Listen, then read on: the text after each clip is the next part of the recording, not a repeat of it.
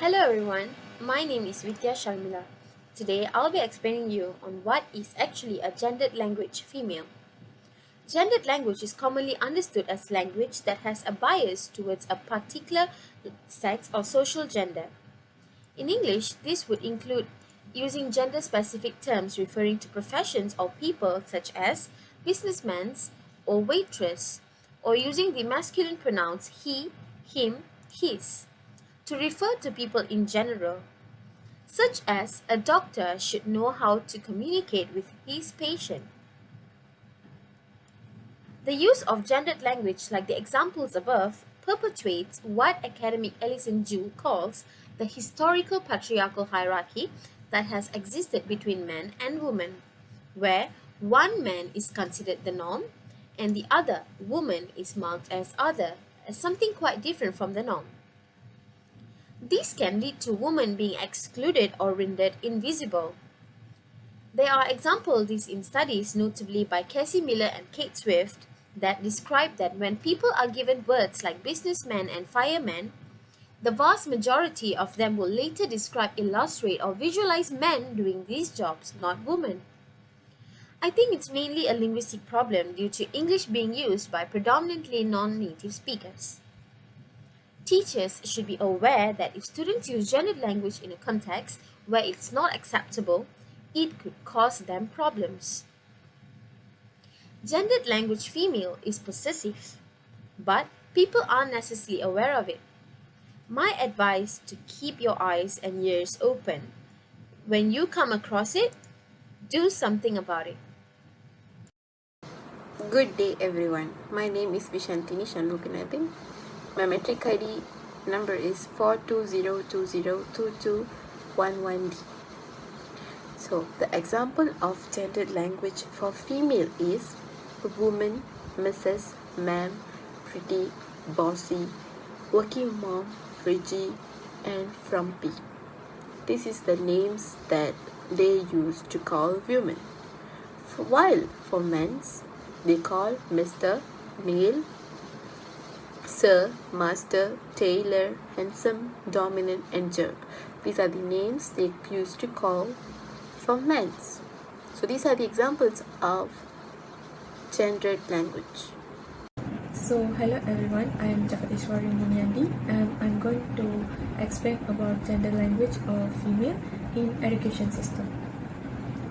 In many developing countries, women face significant barriers to their equal participation in society.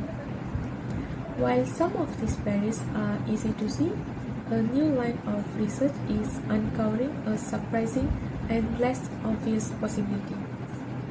The very structure of certain languages may shape gender norms in a way that limits women's opportunities.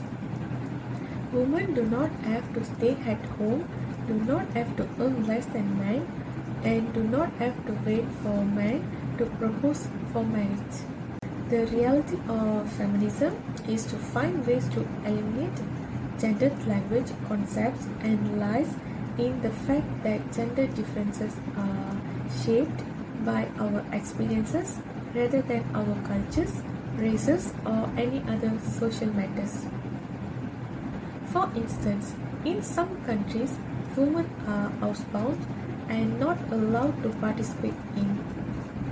Female students are mostly reluctant to start a discussion in class.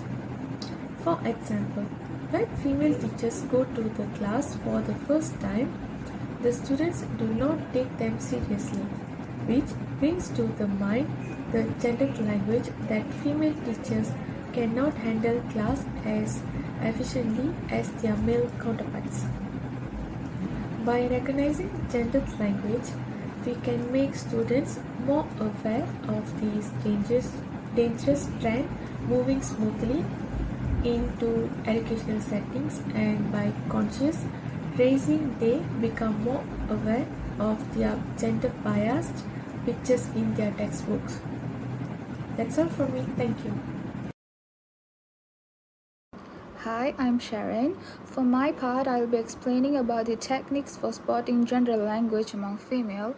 Gender language is generally not that difficult to spot. However, there are some examples which people may not have considered before. First example is the differential role that marriage has played in a woman's life in expressions such as catch a man. Indeed, if someone search for finding a wife, it will likely to be directed to sites about finding partners for establishing physical ties. Conversely, if someone search for finding a husband, it will directed to site helping middle-aged women who have so far failed to secure a husband. As a result, the meaning of the similar marital objective appear to have various meanings. Next example is occupations that always describe as if only occupied by men, not women, such as firefighting. Based on the dominance of men in this profession, there is a tendency to refer to fireman and rarely as a firewoman. For the last example, it is the term used to describe a single man as a bachelor and a single woman as a spinster. Another less visible example is the use of words that were previously synonyms but have evolved through time as a result of how women have been and continue to be viewed and treated in society. We can observe that the female word has been devalued or has gained sexual implications in this instance. Hello everyone, I'm Moga here. Today I'll be talking about what is the effect of gendered language, female. Gender equity is important not only because it can help speed up progress toward ending poverty, but because it provides everyone the chance to achieve their potential, said by Asli Demikerken.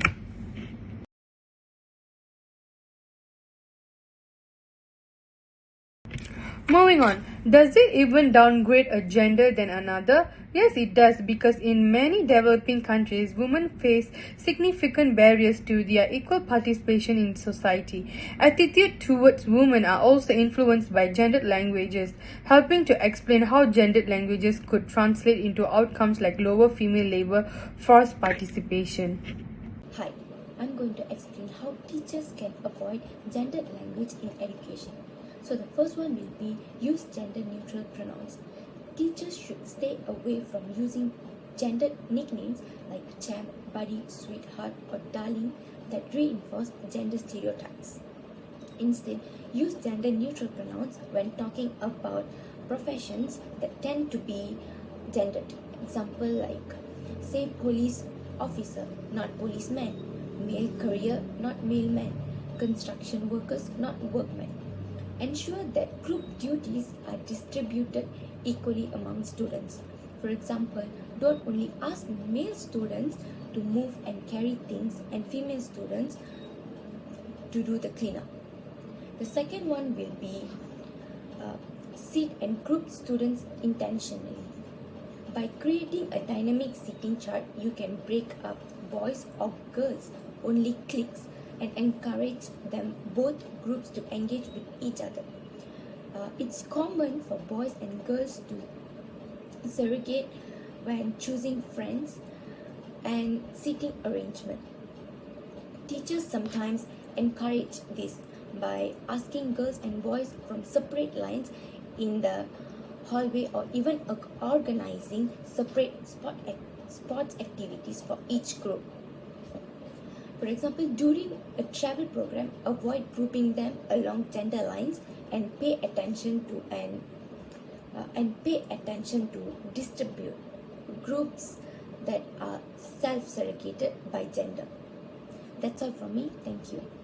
Conclusion of this topic is gendered language is pervasive, but people aren't necessarily aware of it.